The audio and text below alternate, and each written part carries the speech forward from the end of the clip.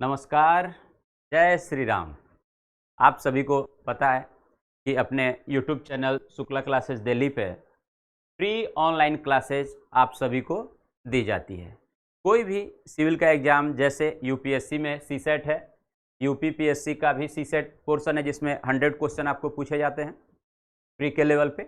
BPSC में pre के level पे भी कुछ क्वेश्चंस पूछे जाते हैं 10-12 जिसमें मैथ्स रीजनिंग के होते हैं, और आपके मेंस में डीआई के 72 मार्क्स के क्वेश्चन पुटअप किए जाते हैं। उसके लिए भी आरपीएससी में प्री के लेवल पर है जिसमें 20 से 22 क्वेश्चन आपको मैथ एंड रीजनिंग के पूछे जाते हैं। इसी प्रकार से एमपीपीएससी एवं जेपीएससी, इन सभी एग्जाम्स में से किसी भी एग्जाम के लिए यदि आपको कंप्लीट कोर्स फ्री लेना है ऑनलाइन, तो आप केवल अपने चैनल को सब्सक्राइब एंड शेयर करें और दिए गए नंबर पर कॉल करें। इसी चैनल के नाम से अपना एप्लीकेशन भी है, प्ले स्टोर से उसे आपको डाउनलोड करा दिया जाएगा और आगे की प्रोसेस बता दी जाएगी।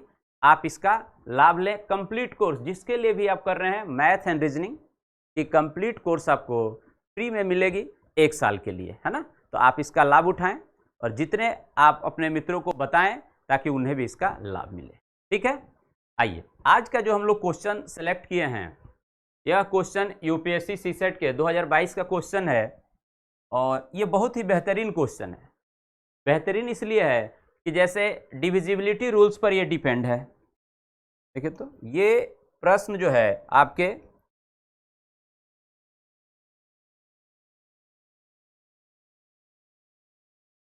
डिविजिबिलिटी रूल्स पे डिपेंड है। हम लोग पढ़ते हैं ना भाग की विधि,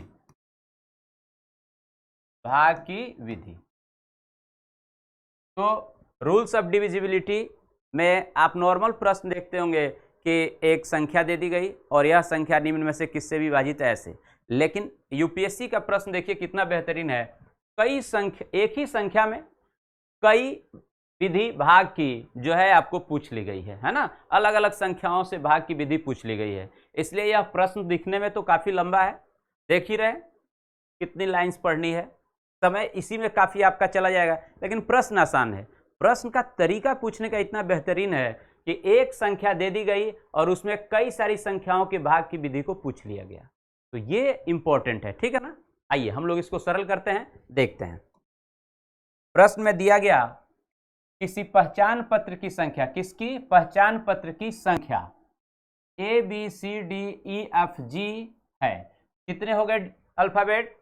7। इसका मतलब 7 अंकों की एक संख्या है जो पहचान पत्र का है, और इसके बारे में कहा जाता है किंतु आवश्यक नहीं कि इसी क्रम में, मतलब इनका क्रम जो दिया गया है वही नहीं हो सकता है, चेंज भी कर सकता है। ठीक है, जहां हर वर्ण किसी भिन्न अंक, प्रत्येक वर्ण जो है मतलब ये अल्फाबेट किसी भिन्न अंक क्या केवल 1, 2, 4, 5, 7, 8 और 9 को निरूपित करता है, मतलब दर्शाता है ना।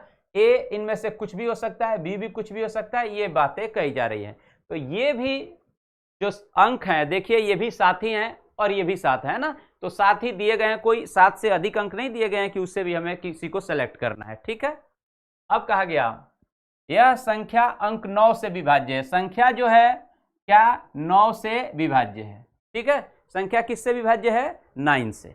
तो 9 से विभाज्य का रूल हम लोग क्या पढ़े हुए हैं कि संख्या के अंकों का योग यदि 9 से डिविजिबल है तो वह संख्या भी 9 से विभाजित होगी। अब देखिए यही सभी अंक इसमें होंगे, तो कहीं भी किसी भी स्थान पे हो इनके अंकों का योग तो समान ही होगा। तो चलिए इनका योग कर लेते हैं। 9 1 10, 8 और 2 10, 20 और 5 25, 25 और 7 32, 32 और 4 36।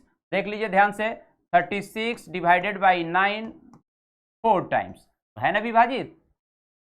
अब ये अंक कहीं भी संख्या में हो, संख्या के अंकों का योग 36 ही होगा और वह 9 से विभाजित होगी।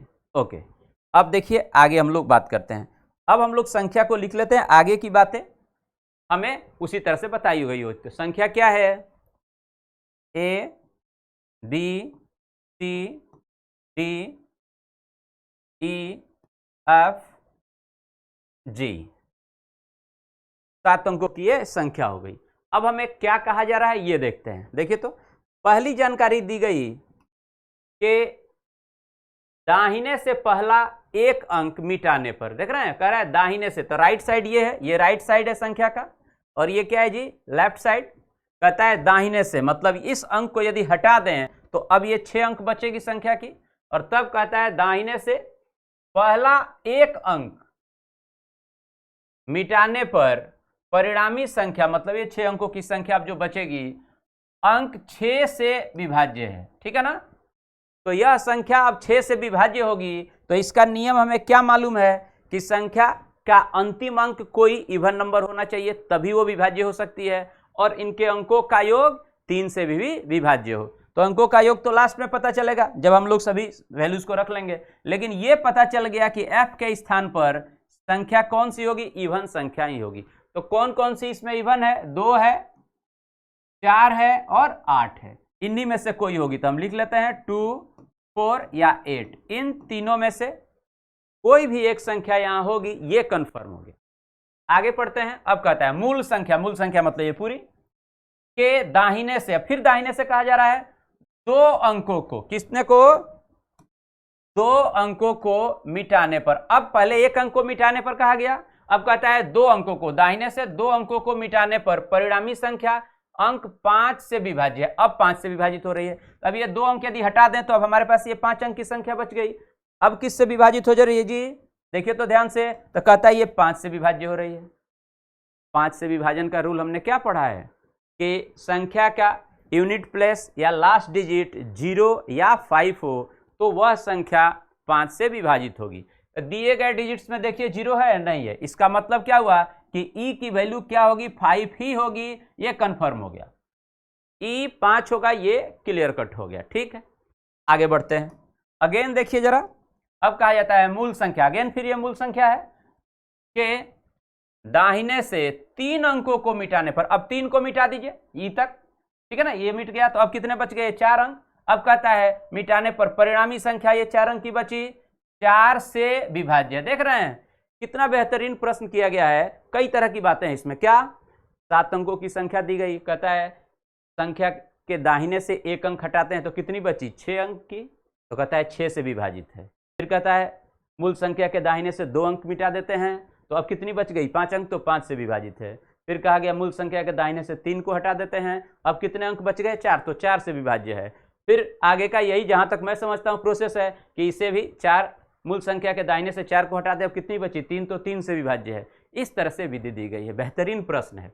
आगे देखिए, तो कहता है परिणामी संख्या 4 से विभाज्य, ठीक है ना, मूल संख्या के दाहिने से 3 अंकों को मिटाने पर, अब 3 को हटा दें तो अब ये जो संख्या बच गई 4 से विभाज्य है। अब 4 से विभाजन का रूल क्या है कि ये जो 2 अंक हैं, अंतिम 2 अंक दोनों 0 हो, तो क्या हमारे पास 0 अंक दिए गए हैं, नहीं दिए गए हैं, तो ये 0 नहीं हो सकते हैं। अब क्या हो, जो भी अंक हो इस पूरे में 4 का भाग जाना चाहिए। हम लोग क्या क्या लिख सकते हैं, देखिए तो जरा यहां ध्यान से, यहां पे हम लोग क्या क्या ले सकते हैं, तो 1 और 2 यदि ले लें, ये 1 और 2, तो 12 भाग चला जा रहा है। और क्या ले सकते हैं, 1 और 4 ले सकते हैं, नहीं। 5, 1 और 5 नहीं ले सकते हैं, 5 तो यहां हो गया। 1 और 7 में भी भाग नहीं जाता है, 1 और 8 में भी नहीं जा रहा, और 1 और 9 में भी नहीं जा रहा है। इसका मतलब यहाँ पे 1 और 2 लिख सकते हैं। और भी कई चीजें हो सकती हैं, 2 और 4 भी लिख सकते थे, ठीक। 4 और 2 नहीं लिख सकते हैं क्योंकि उसमें भाग 4 का नहीं जा रहा है। 2 और 8 भी नहीं लिख सकते हैं क्योंकि उसमें नहीं जा रहा है। 4 और 8 48 ये लिख सकते हैं, ठीक है। तो हमारे पास 2 विकल्प और हैं, तो एक ये हुआ। आगे का और प्रोसेस पढ़ते हैं जो भी दिया गया है, ठीक है ना। आइए, अब कहा गया अगेन कि मूल संख्या के दाहिने से 4 अंकों को मिटाने पर, अब देखिए अब कहता है इधर से 4 अंकों को, अब यहां तक मिटा दिए, अब कितनी अंक की संख्या बच गई, 3 अंक की। इसमें कहता है परिणामी संख्या ये 3 अंकों की ABC 3 से विभाज्य। अब ये 3 से विभाज्य है, 3 से विभाज्य के लिए क्या चाहिए, अंकों का योग 3 से विभाजित होना चाहिए। तो 1 तो यहाँ पे है, अब यहाँ पे जो भी 2 अंक हम रखेंगे उनका योग और 1 का यह योगफल 3 से भाग जाना चाहिए, ठीक है। इतनी बातें हो गई, आगे बढ़ते हैं। अभी हम इसमें नहीं बता पाएंगे कि कौन सा अंक क्या हो, ठीक। अब कहता है कि मूल संख्या के दाहिने से, फिर कहता है मूल संख्या के दाहिने से 5 अंकों को मिटाने पर परिणामी संख्या अंक 2 से विभाज्य। अब कहता है कि 5 अंक मिटा देते हैं, मतलब C तक हटा दें, तो अब ये 2 अंक बच गए और यह 2 से विभाज्य। 2 से विभाजन का रूल क्या है कि वह संख्या क्या होगा भाई, इकाई अंक उसका इवन होना चाहिए। तो अब कौन कौन सा इवन बच गया, 2 तो यहाँ हम लिख चुके हैं, तो 4 और 8 बच गया। इसमें से कोई एक आप लिख सकते हैं, यहाँ 4 लिख लीजिए या 8 लिख लीजिए, कुछ भी लिख सकते हैं, ठीक है ना। आप मान लीजिए हम लोग यहाँ पे 4 लिखते हैं, ठीक है, 4 लिख, आप 8 भी लिख सकते हैं, कोई दिक्कत नहीं है, ठीक है। अब 4 लिख लिए। अब देखिए तो जब 4 लिख लिए, अब कहता है कि निम्नलिखित में से कौन सा इस संख्या के बीचों बीच 3 अंकों के योग का संभव मान है। तो अब ये डिफाइन कर लेते हैं, यहाँ पे क्या होगा। अब ये क्या होगा, तो हमसे कहा गया है, ये तो हो गया कि यह 2 से विभाजित है, लेकिन यहाँ तक ये 3 से विभाजित हो, तो अंकों का योग, तो देखिए 4 और 1 5, तो यहाँ पे और क्या होना चाहिए, अगर हमारे पास 3 से भाग देंगे 9 हो जाए, तो यहाँ पे क्या हो, 5 4 होना चाहिए, 4 रिपीट नहीं हो रहा है, तो 9 और उससे बड़ी संख्या क्या ले भाई, तो 9 के बाद 12, 12 में 4 और 1 5, 7 हो सकता है, 7 दिया हुआ है ना, इसका मतलब ये स्थान पर क्या हो जाएगा, 7 हो जाएगा। अब देखिए 7 4 11 और 1 12, 3 से विभाजित है। आइए आगे बढ़ते हैं, यहाँ आते हैं एफ के लिए। जब यहाँ 4 लिखे हैं तो यहाँ 8 लिख सकते हैं, लिख दीजिए 8, और यहाँ पे तब क्या बच गया, एक ही अंक 9, तो 9 लिख दीजिए, 9 तो कहीं भी हो सकता है, ठीक है ना।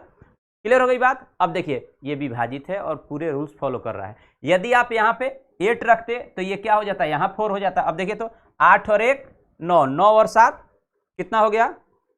अगर यहाँ पे आप 8 लेते इस स्थान पे, तो 2 से विभाजित हो रहा है, 8 और 1 9, और 9 और 7 क्या हो रहा है हमारा 16, 3 से भाग नहीं जा रहा है, इसका मतलब 8 यहाँ पे नहीं हो सकता है। क्लियर हो गई बात। ये यहाँ पे 8 भी हम लोग नहीं से, तब क्या लिख सकते हैं दूसरा, मान लीजिए अगर 9 यहाँ रखे तो 9 तो लिख ही नहीं सकते हैं, क्योंकि ये इवन लिखना है, ठीक है। तो ये विकल्प भी अपने पास नहीं है, 1 रख के देख लेना है और फिर उसको चेक भी कर लेना है, ठीक है। अब ये 4 है 8 है, मान लीजिए यहाँ 8 रख देते तो 8 और 1 9 हो जाता है, 9 और 7 कितना होता है हमारे पास, ठीक। या फिर क्या करना पड़ता है बता रहे हैं, यदि आप यहाँ पे देखिए तो ध्यान से, यदि ये 8 यहाँ पे आप लिखते, ठीक है ना, तो 4 यहाँ चला जाता, क्योंकि इस स्थान पे और इस स्थान पे इवन होगा।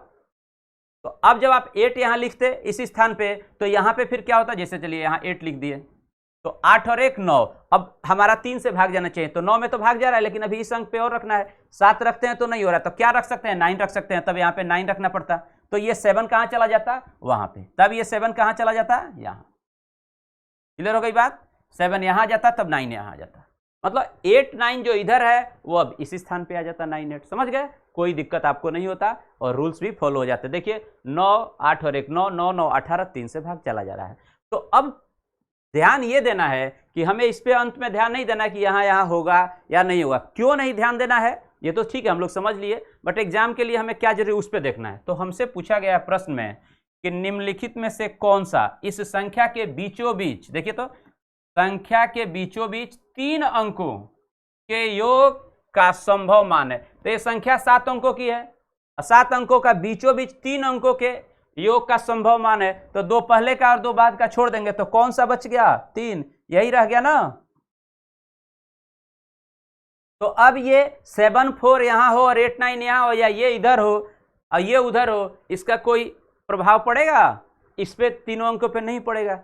तो इसलिए यहां तक जब हो गई बात और ये हो गया कंप्लीट, तो अब इसको चेक करने की भी जरूरत नहीं है।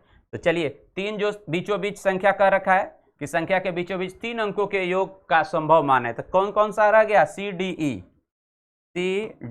यही बीचों बीच 3 अंकों की संख्या है, यह 1 2 5, इसमें कोई चेंज नहीं हो सकता, ये यही होगा। तो कितना हो गया इनका योग, 8, और कौन सा ऑप्शन अपना हो जाएगा।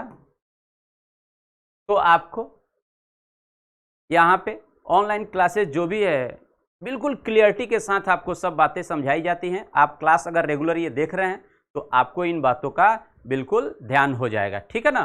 तो रेगुलर आप क्लासेस लें, चैनल को सब्सक्राइब करें, शेयर करें, और कंप्लीट कोर्स के लिए आप कॉल करें, आपको पूरी class free of cost math and reasoning की दे दी जाएगी पूरे 1 साल के लिए। तो चैनल को शेयर और सब्सक्राइब जरूर करें, इतनी आप मदद करें। ओके, थैंक यू, कल फिर मिलते हैं।